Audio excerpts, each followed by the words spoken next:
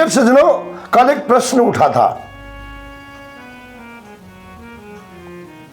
देखो, आप लोग ध्यान से सुनोगे ना, आप लोगों को इस पर बहुत बड़ी मतलब रिसर्च करने वाली बात निकलती है इस दास के अंदर से। क्योंकि ये दास ये नहीं बोलता है कि मैं बोलता हूं, ये दास ये बोलता है कि बोलने वाला कोई और ही है। कल एक प्रश्न उठा था कि एक विशिष्ट व्यक्ति बोल रहे थे कि सफल व्यक्ति सफल, तो मैंने प्रश्न किया कि सफलता है क्या। आज मैं यही प्रश्न आप सुनने वालों से भी पूछता हूं, उन विद्वत जनों से भी पूछता हूं, मुझे कृपा करके बताइए। मुझे ये समझ में नहीं आ रहा है, मेरी उम्र भी जो है आधी नहीं, 75% I have been completed my age, पर मुझे अभी तक ये पता नहीं चलता है कि सफलता किसको बोलते हैं। What is the definition of success.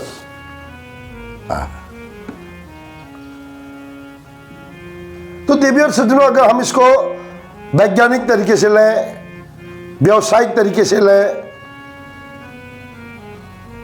और आध्यात्मिक तरीके से लें, इसकी अलग अलग परिभाषा निकलती है। अगर हम वैज्ञानिक तरीके से लें तो एक सफल व्यक्ति वही है जो अपने जीवन में उस सीढ़ी को पा चुका है, प्रैक्टिकल, लेकिन उसकी कोई सीमा नहीं है। अगर सपोज करो कोई पायलट बन गया, क्या वो सफल है? आप बताओ, आप ही विचार करो, आप चिंतन करो, क्या कोई पायलट बन जाता है, क्या वो सफल हो गया अपनी लाइफ में?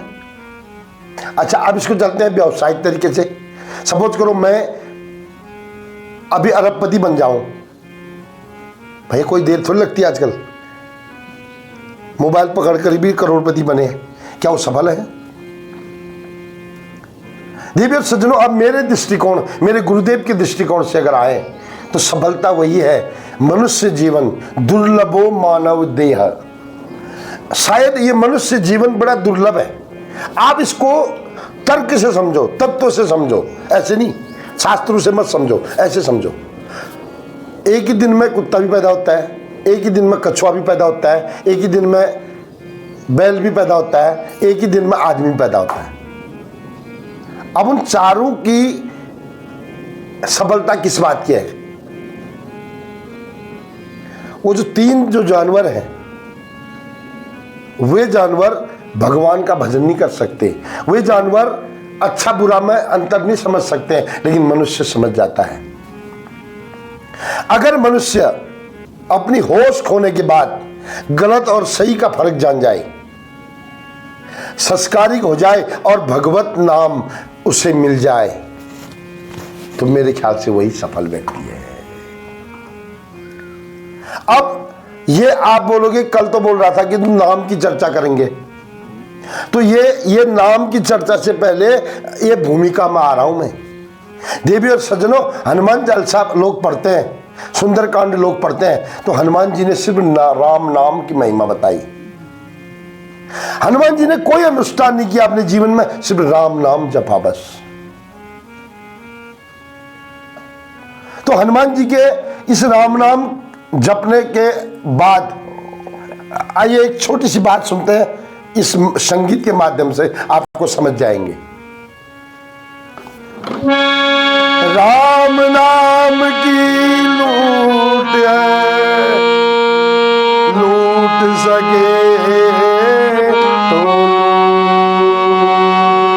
वरना फिर पछताएगा जब समय जाएगा।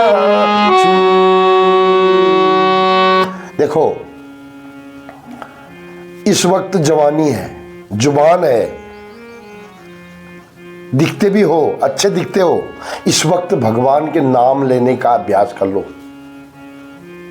अगर इस वक्त हमने नाम लेने का अभ्यास कर दिया जाए, तो अंत समय में हमारे मुख से जब राम नाम निकलेगा ना, या कृष्ण नाम निकलेगा, तो देवी और सज्जनों, अंत में तस्वीर कुछ और होगी। अंत में तस्वीर कुछ और होगी। अगर हम इस वक्त भी संसारिक बातों में लगे रहे तो अंत में तस्वीर कुछ और होगी। पहला कुछ और, अब के कुछ और में अंतर समझ लेना। भगवान की कथा बड़ी अच्छी होती है, सुनने वालों को नींद आ जाती है देवी और सज्जनों। हाँ, इस भगवान की कथा में अंदर घुसना पड़ता है, और जो घुस गया वो तर गया, और जो घुसा नहीं वो डूब जाता है। यहां उल्टा है।